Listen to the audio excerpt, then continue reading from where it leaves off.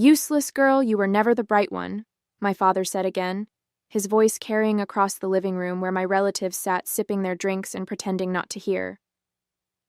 I stood frozen, the certificate I had been so excited to share still clutched in my hand, suddenly feeling like a child's drawing rather than the regional business competition award it was.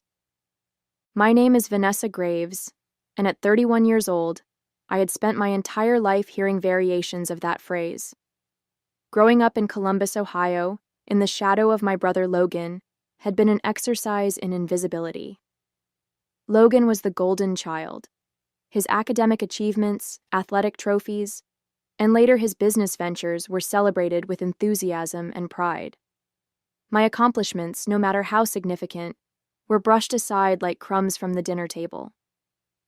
"Dad, I was thinking about expanding the company into," I began, trying again despite the knot in my stomach. "Vanessa, please," my father interrupted, rubbing his forehead as though my voice gave him a headache. "Your brother just secured a $1 million contract. Can we focus on actual success for a moment?" I watched as my mother gave me a sympathetic glance but remained silent. My Aunt Patricia patted my hand and whispered, "Maybe business isn't your thing, dear.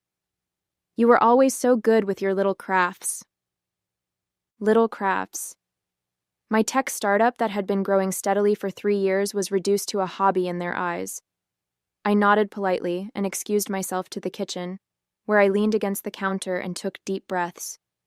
My phone buzzed in my pocket, a text from my business partner, Eliza. "Did you tell them about the investor meeting?" I typed back, "Not yet." Timing's not right. What I didn't say was that the timing would never be right in this house. My father, Robert Graves, retired engineer and self-proclaimed business expert, had decided long ago that I lacked what it took to succeed. Too emotional, he'd say, not strategic enough. And my personal favorite, not CEO material. As I composed myself, I could hear Logan holding court in the living room, my father's proud laughter punctuating the conversation. Through the doorway, I saw him clap my brother on the shoulder, a gesture I couldn't remember ever receiving. I slipped my phone back into my pocket, straightened my shoulders, and rejoined the family gathering with a smile that didn't reach my eyes. Little did they know, but this dismissal was fueling something inside me, something that would soon force them all to see me in a very different light. The next day, I arrived at our modest office space in a renovated warehouse on the edge of downtown Columbus. My company, NeuroSync, had started as nothing more than an idea sketched on napkins during my lunch breaks at my previous corporate job. Now we occupied half a floor, with 15 employees and technology that was beginning to make waves in the predictive analytics field. Eliza looked up as I entered, her expression immediately telling me she could sense yesterday's family dinner still hanging over me. "That bad, huh?" she asked, sliding a coffee across her desk toward me. "Same story, different day," I replied, taking the cup gratefully. Logan secured some contract with the state government, and you'd think he'd single-handedly solved world hunger. Eliza rolled her eyes. "And meanwhile, we're just over here revolutionizing how businesses understand consumer behavior. Nothing important." I smiled despite myself. This was why Eliza and I worked so well together. She understood both the technology and the weight of constant underestimation. "The investor meeting is confirmed for Thursday," she continued. "Westlake Ventures wants to see the new algorithm in action. If it goes well—" "When it goes well," I corrected her, "we'll have the capital to scale up and take on Horizon Data directly." Horizon Data was our main competitor. Larger, more established, and coincidentally, a company that had rejected my job application 4 years ago. Their CEO had suggested I look into something less technical. That rejection letter still sat in my desk drawer, a constant reminder. Back at my childhood home, there were other reminders. Photographs of Logan receiving awards dominated the mantelpiece. The newspaper clipping about his scholarship to Wharton was framed in the hallway. My graduation photo was somewhere in a dusty album, rarely seen and never displayed. During my college years, I'd come home excited about being selected for an exclusive tech internship, only to have my father wave it off and ask when I was going to find a real career path. When I made the dean's list studying computer science, my mother merely noted that it must be getting easier these days. I had learned to stop sharing with them, to keep my dreams and achievements tucked away where they couldn't be diminished. For 3 years, I had lived in a tiny apartment, eating ramen noodles and pouring every dollar back into NeuroSync. I worked 18-hour days, read every business book I could find, and learned from every mistake. All while hearing my father's voice in my head. Useless girl. You were never the bright one. The conference room at Westlake Ventures felt too warm, despite the sleek air conditioning units humming quietly overhead. I adjusted my blazer and glanced at Eliza, who gave me a subtle nod. We had practiced this presentation a dozen times, but the stakes had never been higher. As you can see from our projections, I continued, gesturing to the screen behind me, NeuroSync's algorithm has consistently outperformed market standards by 27%. What this means for retail implementation is an unprecedented level of customer behavior prediction. Gregory Westlake, the silver-haired founder of the venture capital firm, leaned forward slightly. And your competitors? How does Horizon Data's new platform compare? I had anticipated this question.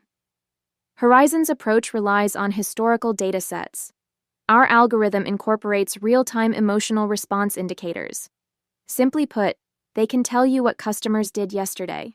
We can tell you what they'll do tomorrow. The room shifted. I could feel the energy change as the investors exchanged glances. This was the moment, the tipping point I had been working toward for years. 2 hours later, Eliza and I stood in the lobby, still in shock. Westlake had not only agreed to invest, they wanted to lead a funding round that would value NeuroSync at $90 million. The deal would transform our company overnight and position us as the industry leader in consumer predictive technology. We did it, Eliza whispered, her usual composure cracking as a grin spread across her face. Vanessa, we actually did it. I nodded, a strange numbness replacing the adrenaline that had carried me through the meeting. We need to call the team, and the lawyers, and... My phone rang, interrupting my mental list-making. It was my mother. For a moment, I considered letting it go to voicemail, but some old habit made me answer. Hello? Vanessa, don't forget your father's retirement party is next Sunday. The whole family will be there, and it would look strange if you weren't. You know how people talk. I closed my eyes briefly. Yes, Mom. I'll be there. Good. Oh, and Logan just closed another deal. He'll be announcing his promotion to vice president at the party. Isn't that wonderful? Maybe you can bring those cookies you used to make. Everyone always liked those. The contrast was so stark it was almost comical. In one moment, I was negotiating a multi-million-dollar deal that would change the face of an industry. In the next, I was being asked to bring cookies to celebrate someone else's success. Actually, Mom, I might have some news of my own to share by then. That's nice, dear. Just remember your father doesn't like anything too sweet. The doctor says his blood sugar... As she continued, I caught Eliza's eye. She raised an eyebrow questioningly, and I just shook my head slightly. Some things never changed, but I was about to.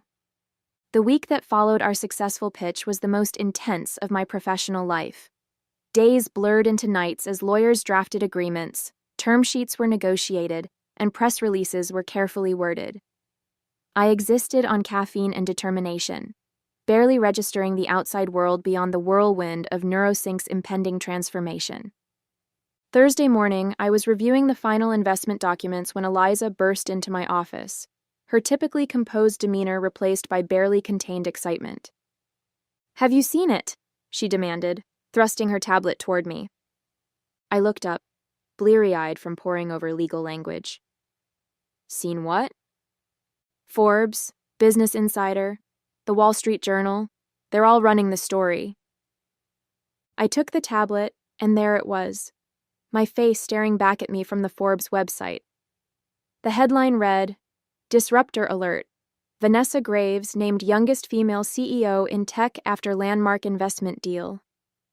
My stomach dropped. The announcement wasn't supposed to go public until next week, after all the paperwork was finalized, and after I'd had a chance to tell my family in person. I quickly scanned the article, which detailed the investment deal and highlighted my journey from startup founder to CEO of what was now being called the most exciting tech firm in the Midwest. Several other outlets had picked up the story, each putting their own spin on it. Business Insider focused on the technology itself.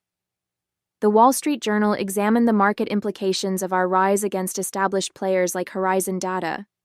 But the one that made my throat tighten was from the Columbus Business Journal, our local publication. Columbus native Vanessa Graves makes history with NeuroSync valuation. Everyone would see it, including my family. As if summoned by my thought, my phone began to vibrate with incoming messages. Colleagues, old classmates, distant relatives I hadn't spoken to in years, all suddenly aware of my success. But nothing from my parents or Logan. The silence from them was deafening. "This is huge," Eliza said, reclaiming her tablet. "We should celebrate." I nodded absently, still processing the implications. "We will. But first, I need to make a call." After Eliza left, I dialed my parents' number, expecting my mother's usual cheerful greeting. Instead, my father answered. His voice clipped. "Graves residence." "Dad, it's me. I suppose you think we'd be impressed," he interrupted. "Making a spectacle in the business pages." I blinked, taken aback. That wasn't intentional. The announcement went out early. Logan's been working for years to build a respectable career step by step, but you always needed to make a show of things, didn't you? The familiar sting of his dismissal hit, but this time something different followed. Anger. A show? Dad, I built this company from nothing. No connections, no family support, not even a word of encouragement. And now you've got your name in some articles. Congratulations. We'll see how long it lasts before reality sets in. I gripped the phone tighter. The reality is that I'm now the CEO of a $90 million company that's changing the industry. That's not just some articles. "Listen to me," he said, his voice lowering to that tone he used when he thought he was imparting wisdom. "This tech bubble you're riding will burst. It always does. Logan's built something solid, something real." I closed my eyes, suddenly tired of the same old narrative. "Dad, I have to go. I'll see you at the retirement party on Sunday." "Vanessa," he started, but I had already hung up. I sat in silence for a moment, then reached for my laptop. If my family couldn't see my worth, perhaps it was time to show them in a way they couldn't ignore. Sunday arrived warm and clear, a perfect early summer day for an outdoor retirement celebration. I had deliberately not called my parents again after that conversation with my father, letting the media coverage speak for itself.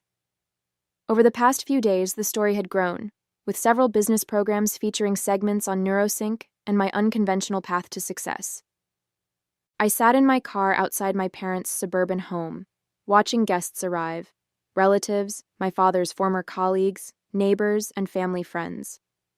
All people who had witnessed my relegation to the background over the years. With a deep breath, I checked my reflection in the rearview mirror, adjusted my designer sunglasses, and stepped out of my new Jaguar F-Type, a congratulatory gift to myself that I'd picked up just yesterday. The sleek vehicle, with its gleaming red exterior and purring engine, was not subtle, nor was it meant to be. As I retrieved a small, elegantly wrapped package from the passenger seat, I felt eyes turning in my direction. Cousin Drew, always the first to notice anything automotive, stopped mid-conversation, his mouth slightly open. "Is that Vanessa?" I smiled and handed him the keys. "Mind parking it for me? The driveway's getting crowded." His eyes widened as he took the keys, treating them like precious artifacts. "This is the V8, right?" The sound is unmistakable. "Goodyear," I replied, enjoying the way the small crowd by the garage had turned to stare. "Just be careful with the trim. It's custom." I made my way toward the backyard, where tables had been set up on the lawn. The familiar smell of my father's barbecue filled the air, mixing with the perfume of my mother's carefully tended flower beds. Some things never changed, but I certainly had. My mother spotted me first, her greeting freezing on her lips as she took in my appearance. Gone was the practical, understated daughter they were used to. Today I wore a tailored cream suit with a bold blue silk blouse, designer heels, and jewelry that quietly spoke of success. "Vanessa," she managed finally, "you look different." "Thank you," I said, kissing her cheek. "Where's Dad?" "I brought him something." She gestured toward the grill, where my father stood in his element, surrounded by male relatives and friends hanging on his every grilling tip. I approached the group, conscious of the conversation dying down as I neared. "Dad," I said, extending the small package. "Happy retirement." He turned, his expression unreadable as he took in my transformation. For a moment, I thought he might make a scene or dismiss me again. Instead, he accepted the gift with a nod. "You didn't need to bring anything," he said stiffly. "I wanted to," I replied, maintaining eye contact. After all, it's not every day my father retires after 30 years. The men around us watched this exchange with interest, several of them clearly having read the recent articles about me.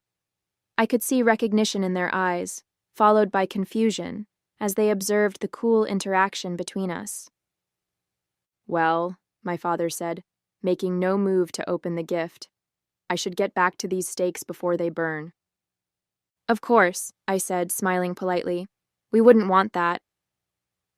As I turned to walk away, I heard one of his friends say, "Bob, isn't that your daughter who's been in the news?" "The CEO?"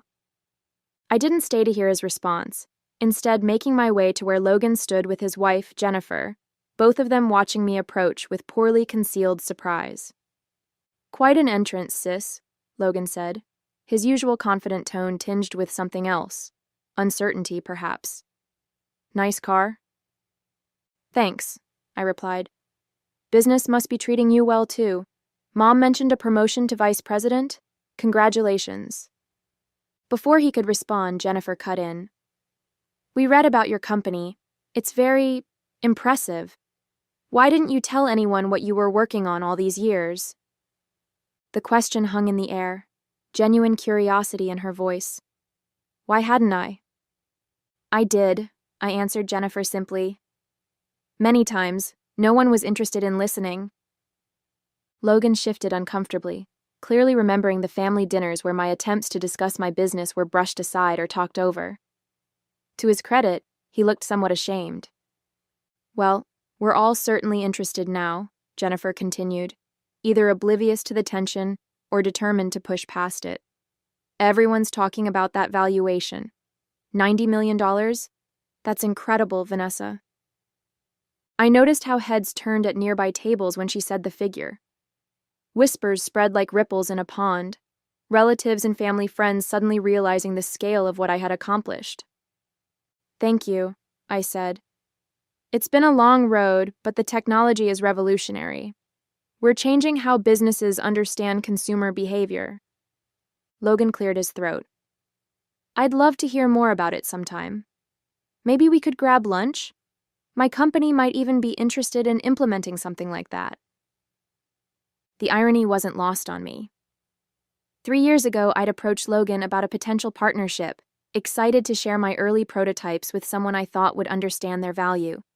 He had declined, suggesting I focus on something more established first.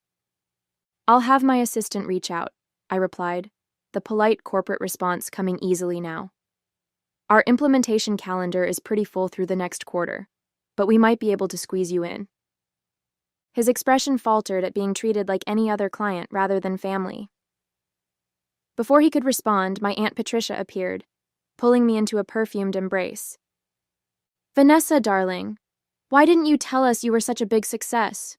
We had no idea," she gushed, loud enough for everyone nearby to hear. This was the same aunt who had referred to my business as Little Crafts just months ago. "I tried," I said, maintaining my smile. It just never seemed to be the right time to share. As the afternoon progressed, the dynamic shifted palpably. Relatives who had previously gravitated toward Logan now sought me out, asking about NeuroSync, about what it was like to be featured in Forbes, about my secrets to success. I answered graciously, but with a professional distance that was new to our family gatherings. My father remained by the grill, his domain, watching this transformation of his usually overlooked daughter, with an expression I couldn't quite read. He had still not opened my gift, a custom engraved watch I'd had made specifically for him, bearing the inscription, "To New Beginnings. Love, Vanessa." Eventually, as dessert was being served, my father tapped his glass for attention. The backyard quieted as everyone turned toward him, expecting the retirement speech he had likely been planning for months. "Thank you all for coming today," he began, his voice carrying across the yard. "Ending a 30-year career is a milestone worth marking, and having you all here means the world to me and Joyce." He continued with anecdotes from his years as an engineer, thanked colleagues who had become friends, and then turned to family acknowledgments. "And of course, I'm proud of my children. Logan, who's making his mark at Hamilton Financial, recently promoted to vice president."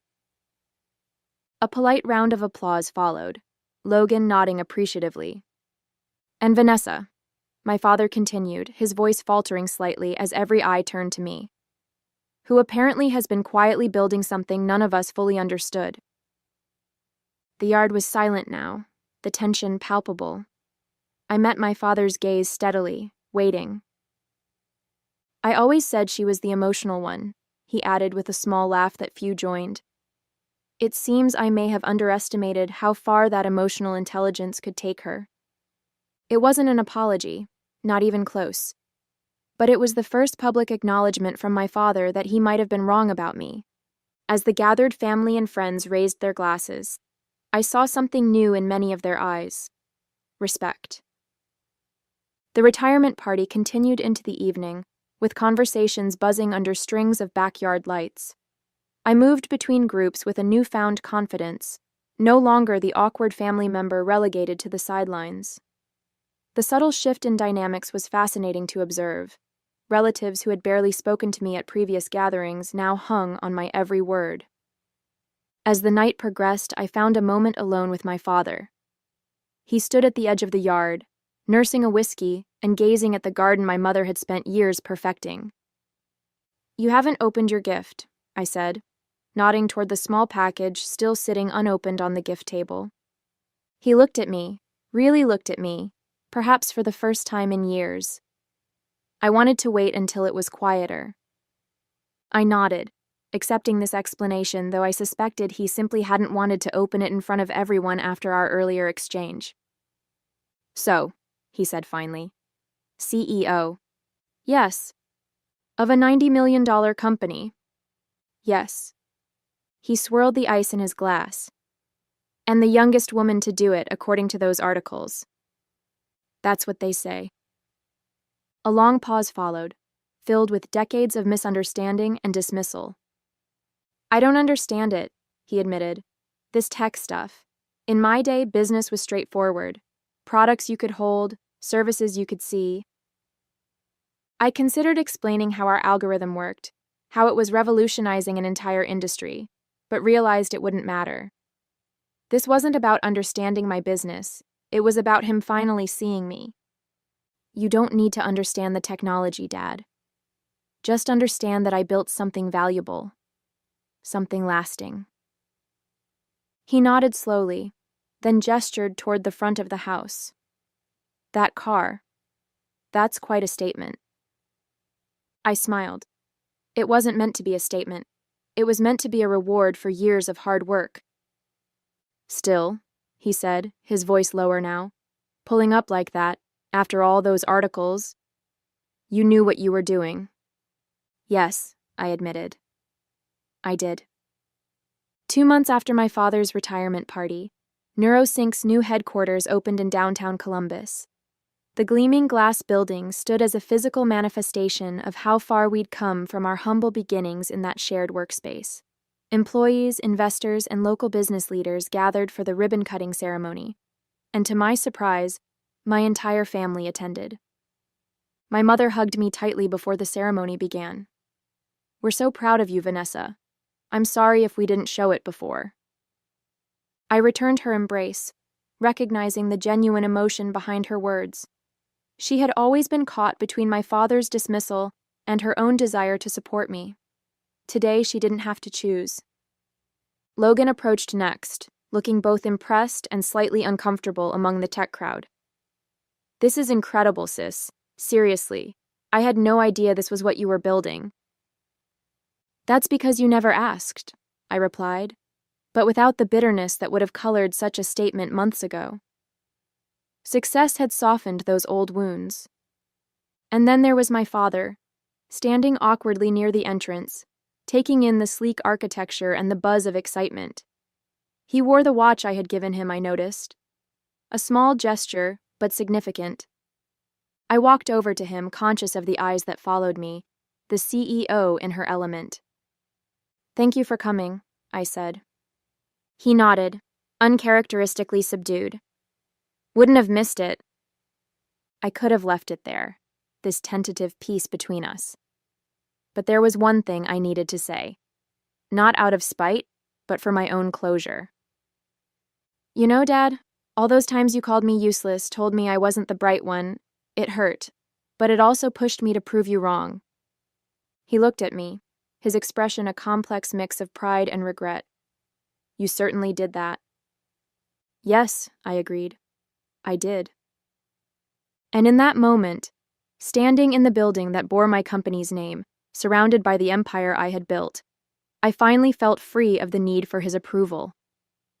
I was Vanessa Graves, CEO, visionary and architect of my own success, and no one would ever call me useless again.